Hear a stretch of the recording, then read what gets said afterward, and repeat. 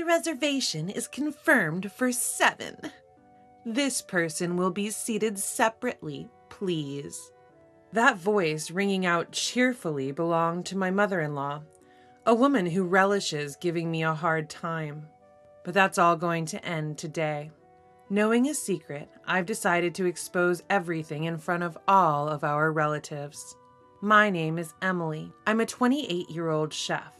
After graduating from culinary school, I found work in a well-known Western restaurant where I met my husband, Chris, who was a regular customer.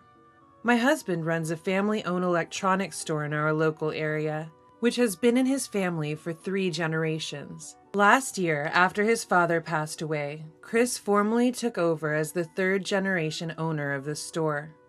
As for me, I come from a very ordinary household, but my father, mother, and my elder brother are all chefs like me. Perhaps because of that, I've had many opportunities to cook since I was a child, along with my natural talent.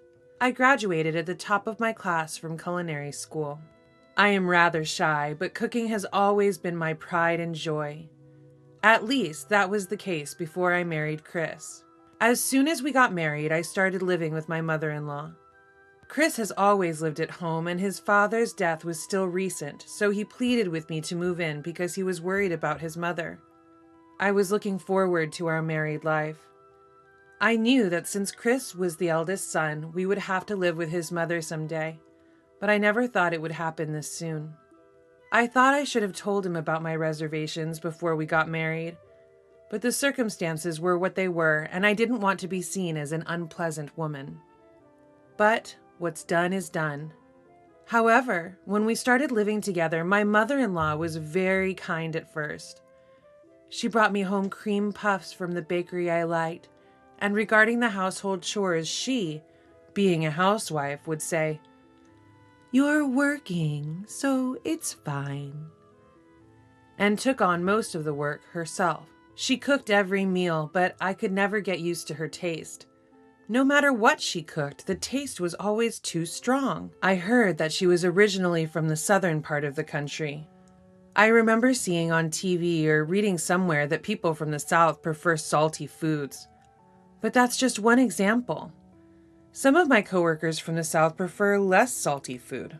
However, my mother-in-law's dish was beyond that level. When she made a stew, it was so black that I couldn't tell what the ingredients were. Of course, when I tasted it, it was like drinking barbecue sauce. She would say, "You need a strong flavor to help you eat your bread, right? Come on, Emily, have some more." I can't. It's too salty. When I glanced at Chris, he said, "Did you make it less salty today?" "Do you notice? I wasn't sure about Emily's preference, so I made it a bit less salty." What? Like this? I was terrified. For a while, we continued to live like this, but my job started to suffer, perhaps because I was constantly eating my mother-in-law's cooking. My tongue was numb and I couldn't taste anything. Luckily, I always had the head chef check my work at the end, and I never got any reprimands. However, feeling this wouldn't do, I started getting up earlier than my mother-in-law, at least for breakfast. That seemed to lessen my troubles during work. Strangely enough, my mother-in-law's attitude toward me turned increasingly frosty. She began to ignore my greetings.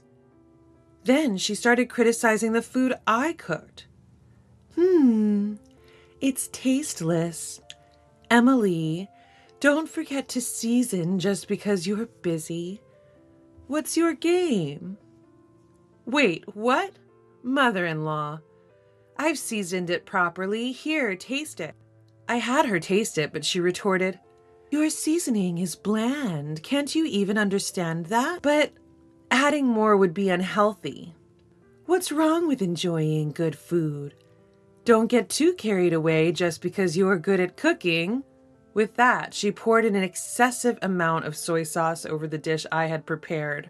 I never got carried away, and I'm worried about our health here. I had an idea about what triggered this sudden change in my mother-in-law's attitude. It was something that happened at a birthday party for my sister-in-law's daughter at our house. My husband has 2 sisters, both already married and living separately. They are both friendly people who said things like, "If you ever experience any bullying from your mother-in-law, let us know. We'll scold her for you." They've always been very kind to me despite our brief acquaintance. Their husbands are also nice, gentle people. The older sister has a daughter, and we had her 5th birthday party at our house, where I helped mother-in-law with the cooking. The dining table was filled with various dishes. It was quite clear who made what. The party started, and my sister-in-law said, "Our daughter really loves the omelet rice from the restaurant where Emily works. It's a dream come true to have it at home today." I'm happy to hear that. Actually, I'm in charge of making the omelet at work. When I replied, the birthday girl also praised me.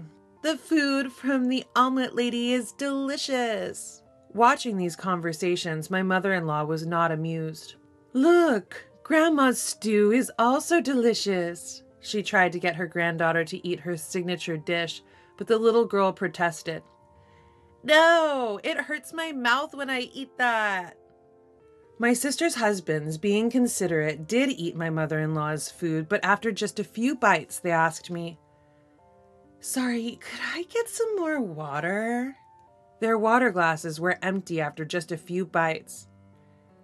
"Hey, your seasoning has always been salty, but this is beyond common sense. Maybe Emily could teach you some cooking?" When my sister-in-law suggested this jokingly, my mother-in-law got angry and stormed out of the room, refusing to come back. I wished I hadn't cooked, but it was something my mother-in-law had asked me to do, and I couldn't do anything about it. The party ended early due to the tense atmosphere. My sister-in-law meant it as a joke, but it would hurt if the food you made was criticized. It must have been the same for my mother-in-law, who prepared the food hoping everyone would enjoy it. That night, I apologized to my mother-in-law. "I'm sorry if I overstepped." To which she replied, "Don't get too comfortable. You're just a freeloader." The next morning, the intense mother-in-law bullying started. My mother-in-law would douse the breakfast I prepared with seasoning without even tasting it. If it was too brutal, it was disposed right in front of me. Naturally, I consulted my husband, Chris, about this, but he just said things like, "Aren't you being too cheeky? You should have just listened to what my mom said."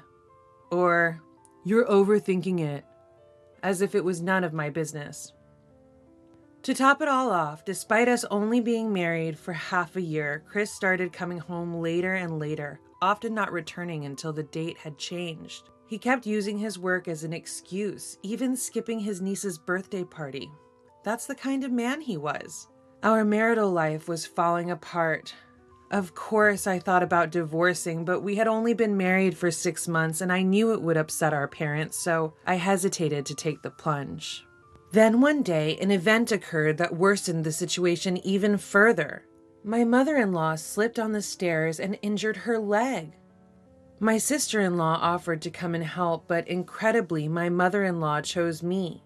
She said, "You're technically the wife, so you should at least do this much. It's outrageous that you're trying to rely on my daughter." From then on, I was being summoned by my mother-in-law even for trivial matters. She started contacting me even during work hours, causing me to ask for time off each time.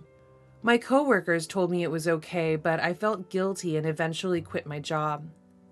My mother-in-law, as if she had been waiting for this moment, laughed at me, saying, "Can't do your proud job anymore.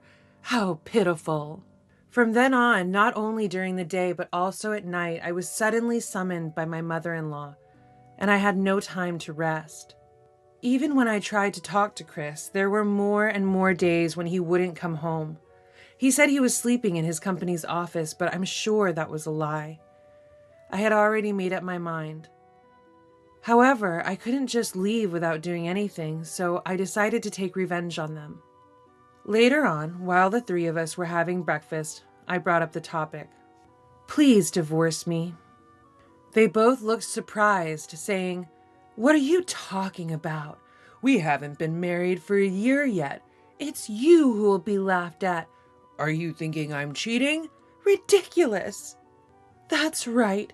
You're embarrassing us in public. Emily, you're really out of line. Even though I was made fun of by the two of them, I was not swayed and said, Chris is not at home. My mother-in-law only knows how to bully her daughter-in-law. Who would want to live in such a house? I will divorce. My mind won't change. Seeing an unusually determined me, the two of them seemed panicked, and Chris said, We're sorry. I'll try to come home as early as possible. You can even go back to your parents' home for a while, but my mom has this leg issue. I have work. So could you stay here at least until her leg heals? Chris said that, but it was probably hard for him to apologize, and that was clearly shown on his face. I was not being very mature. I'm sorry. Can't you stay with us a bit longer? Your feelings might change. To which I replied, Understood. The moment I said that, they both grinned as if to say, She's easy. They are, indeed, a mother and a son. After that, the bullying stopped and Chris started coming home earlier. But such peaceful times didn't last long. My husband, Chris, started coming home late again, and the harassment from my mother-in-law resumed. My mother-in-law's leg didn't heal at all, yet she frequently went out claiming it to be a hospital visit. Finding this peculiar, I ended up discovering a shocking truth. A few days later, my cell phone was blowing up with calls. The callers were, of course, my mother-in-law and Chris. When I answered the call from Chris, he said, Hey, where the hell are you? What are you doing leaving my mom like this? Chris, on the other end of the phone, was pretty furious. I didn't care whether this man was angry or not, so I replied, Huh? I'm at my parents' house. What's wrong with that? It was you who told me I could go home. What are you talking about? My mom's leg isn't healed, right? I heard someone making a ruckus in the background. I recognized the voice. It was my mother-in-law. I said, Anyway, I'm not going back to that house. Please contact me through a lawyer from now on, and hung up. For a while after that, I enjoyed some peaceful times. During my stay at my parents' house, they made lots of my favorite dishes. I also cooked for my parents, and when my mother said, Emily's cooking is the best, I couldn't help but shed tears. A few days later, I received a call from a certain person. I was surprised to see the name displayed, because the caller was my detested mother-in-law. It was an apology for her past behavior and an invitation to her birthday party, which was to be held the next week. She insisted that I attend. The venue was a fancy restaurant near the station. The chef at the restaurant had recently changed, a man who had trained in France. It was a place that was becoming popular because you could taste authentic French cuisine. Of course, I was under no obligation to attend, but I thought it would be a good opportunity, so I agreed happily. My mother-in-law was overjoyed and sent me the date and time, insisting that I must come. On the day of my birthday party the following week, Chris and my mother-in-law were already at the entrance of the restaurant. As soon as they saw me, he seemed to be smirking. The members were the same as the last party, 2 couples of sisters-in-law and their little girl, including my mother-in-law, husband, and me. It's a total of 8. The sisters-in-law hadn't been told about the divorce yet, and I was asked to keep it a secret because they intended to tell them at the end of today's meal. In the middle of all of this, the sisters-in-law and their husbands showed up. Emily, long time no see. You look great, as always. They were kind. Once everyone had arrived, we entered the restaurant. As soon as we entered the restaurant, a waiter greeted us. Is this a reservation for 7 people? 7? We're 8, though. While I was thinking that, my mother-in-law loudly exclaimed, The reservation is correct. It's for 7 people. We would like this person to be seated separately, please. Of course, this person referred to me. As proof, she grabbed my shoulder and pushed me forward. Looking back, the sisters-in-law and their husbands had a puzzled look on their faces, but my husband and mother-in-law were smirking. So this was their plan. How silly. "Emily has a surprise, doesn't she?" said my mother-in-law. Who on earth tells about a surprise at their own birthday party? Right in front of me. "Well then, if she likes surprises so much, I'll happily give her one." "Emily, is that true?" The sisters-in-law looked worried, so I said, "That's right. I was trying to keep it a secret, but my mother-in-law figured it out." "Excuse me, is there a vacant seat?" When I asked the waiter, he kindly guided me to his seat. The table was out of sight from my in-laws, which was nice because I didn't have to see those people. After that, the in-laws enjoyed their meal for a while. A kid's meal was being prepared for the sister-in-law's daughter, and she was very happy, saying, "Amazing! This tastes just like my sister's omelet." The sisters-in-law also seemed to enjoy their food, saying it was delicious.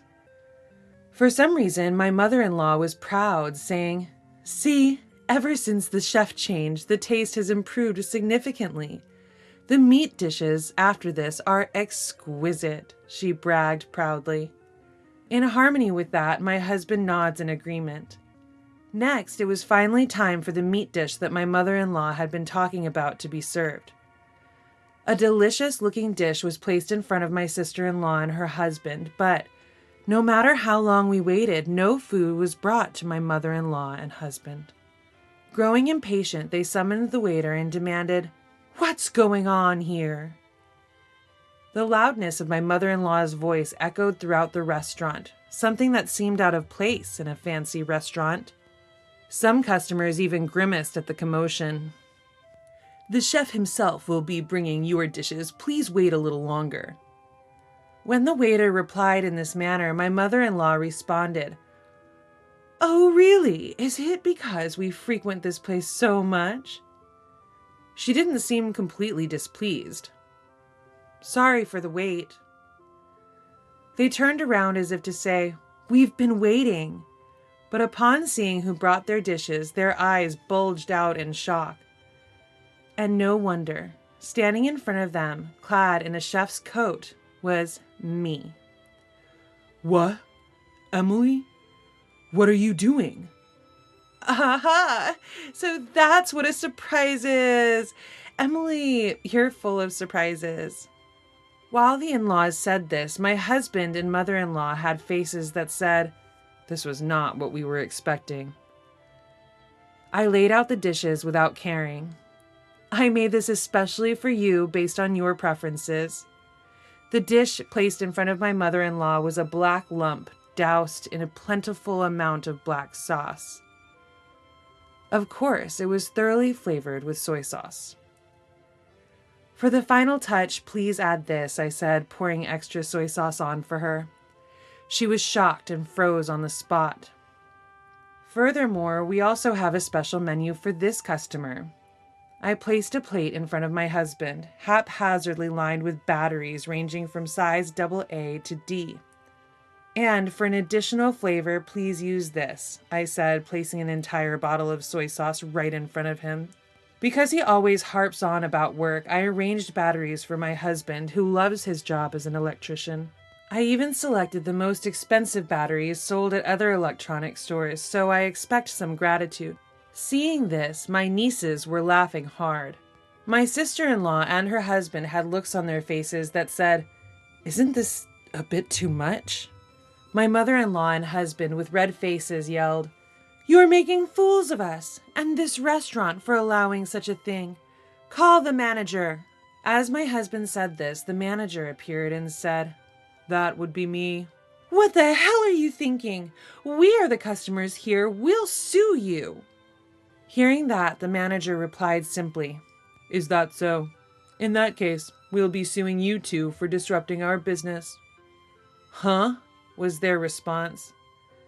It seems that the two of them frequently patronized this restaurant and had always acted arrogantly towards the staff.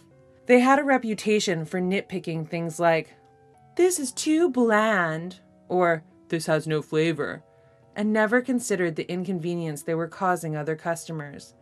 They were well known as troublesome complainers. "We've tolerated it until now because you're family, but it seems we'll finally be able to distance ourselves. We won't hold back, right, Emily?" "Yeah, big brother." Upon hearing this, the two of them looked surprised and turned their gazes towards us. Actually, this restaurant has been managed by my brother for some time now. My brother works in France, and he couldn't make it back home when I got married due to his busy schedule. Although he sent his congratulations, my mother-in-law and my husband, Bob, had never met him. Since my brother had been sent family photos, he knew what mother-in-law and Bob looked like. "I apologize for not being able to attend your wedding. I wanted to reach out multiple times, but you both always had company." Upon hearing this, their faces turned pale. Feeling the conversation was getting long, my sisters-in-law told their husbands to head home first, then suggested, "Should we dig into this further?" They were smiling, but their eyes weren't. Seeing the usually cheerful two of them looking like that, it gave me a bit of a chill.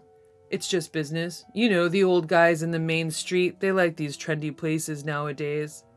Chris uttered this, and as he did, a waiter approached and handed over an earring, saying, "Your guest left this behind last time." "You're dining with men who wear earrings, isn't that sketchy?" my sister-in-law commented.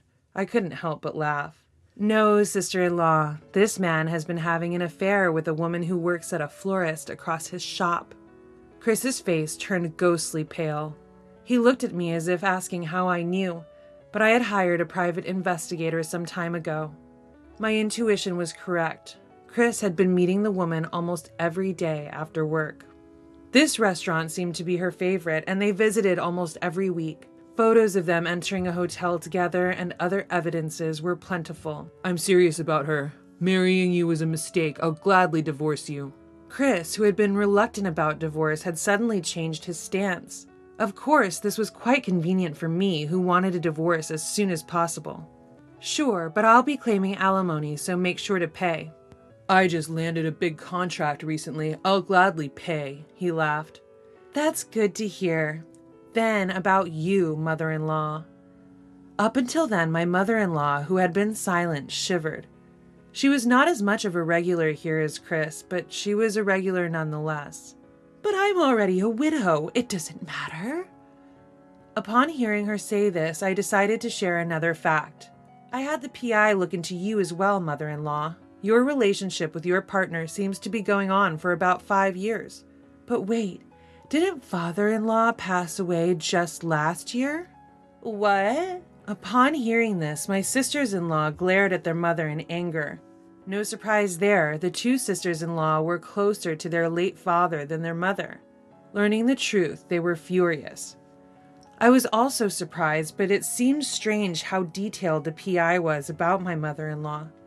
Upon asking, it turns out my father-in-law also hired the same investigator. "You've been lying about Dad all along, and Chris, you're cheating on Emily. Are you two out of your minds?" The sisters-in-law's anger showed no signs of cooling down.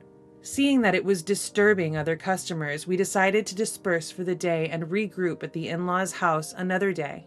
That day, I said goodbye to my brother and the staff with high fives. A few days later, the divorce papers were filled out in the presence of my two sisters-in-law.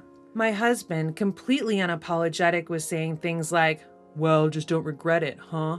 "Really, despite my poor mobility, I ended up with such an outrageous wife," she grumbled. Tired of his incessant complaints, I shouted, "Watch your stepmother-in-law," and she jumped, exclaiming, "What?" Indeed, her leg was perfectly healed. Even though it was healed, she continued to pretend it was painful just to torment me. Such a spiteful woman she was. But to me, she was now nothing more than a stranger. And so, my married life ended in less than a year. I didn't regret it at all. Later, alimony for both my ex-husband and the woman was deposited into my account. Since it was deposited simultaneously, I assume my husband paid for the woman's portion too. But that's beside the point. As for the pair afterwards, despite going into debt to pay the alimony, my husband was promptly dumped after the divorce. I later learned from my sister-in-law that the woman was infamous in her hometown as a home wrecker. My ex-husband had bragged about landing a big contract, but as it turns out, the day we were at the restaurant, there were mostly regular customers. And upon us leaving the restaurant after having to deal with a complaining couple, applause erupted, my brother told me. By the way, I was told by my brother that there were only reservations of 7, so I figured there was no place for me to begin with, which is why I had thought of this plan. Of course, they are now banned from the restaurant. Word of their misconduct had spread, and it seems they lost that big contract. They deserve it, I suppose. It's an electronics store that seems to run on trust. Prospering in the future will likely be difficult. As for my mother-in-law, she was dumped too, and on top of that, when she went to the hospital due to poor health, it was found that her long-term dietary habits were to blame, and that even with treatment, her body would never return to normal. She deserves this as well. As for me, I've returned to work at the Western-style restaurant I used to work at. Despite the trouble I had caused, they warmly welcomed me back. "Hey, omelet lady!" My sisters-in-law still frequently visit the restaurant. They've cut ties with their mother and brother since that incident. They couldn't forgive them for neglecting me, who they had treated like a little sister and deceived their father the whole time. And they have no intention of forgiving them in the future. Despite everything, I'm happiest when I'm cooking. I'm the happiest I've ever been right now.